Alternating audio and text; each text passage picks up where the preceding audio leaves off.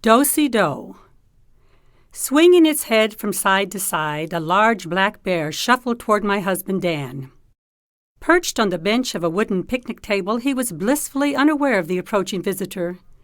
It was a crisp, cool July evening in Yellowstone National Park, and the smell of burning pinon filled the air. We had just returned to camp after a fishing trip to Yellowstone Lake, where the mosquitoes were biting, but the trout weren't.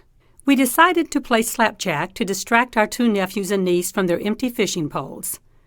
In our week camping out, we hadn't seen a single bear, and we eagerly looked forward to the experience. I didn't expect it to occur right at our campsite.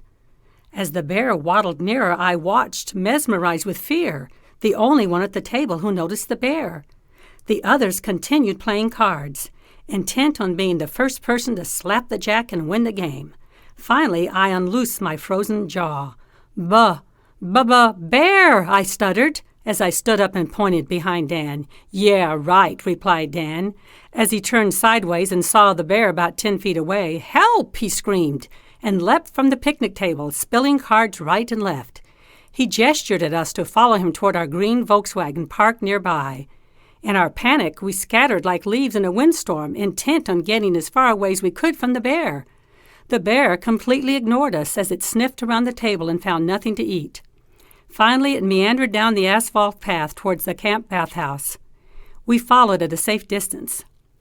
By this time, other campers had noticed the bear, and the campground sounded like the Tower of Babel as shouts and screams interrupted the quiet evening.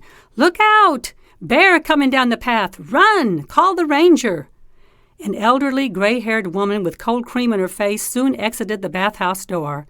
Evidently, she'd not heard our warnings. She wore a loosely tied pink Chanel bathrobe with matching fluffy slippers. Large gray metal curlers covered her head, giving her an alien-like appearance.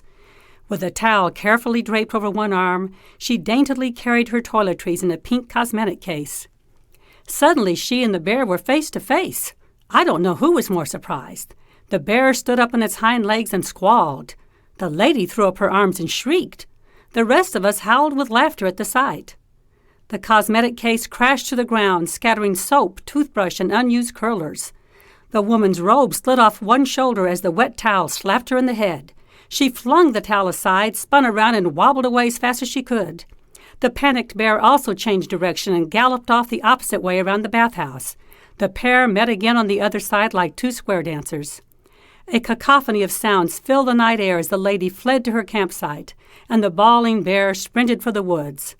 I doubt it returned to that campsite for some time. After the excitement died down, we sat around the campfire, savoring each detail of our adventure, including the look on Dan's face when he realized the bear was almost upon him. The bear grew larger with each telling, and we grew braver. Everyone thought it was thrilling to finally see a Yellowstone bear, especially one that could do-si-do.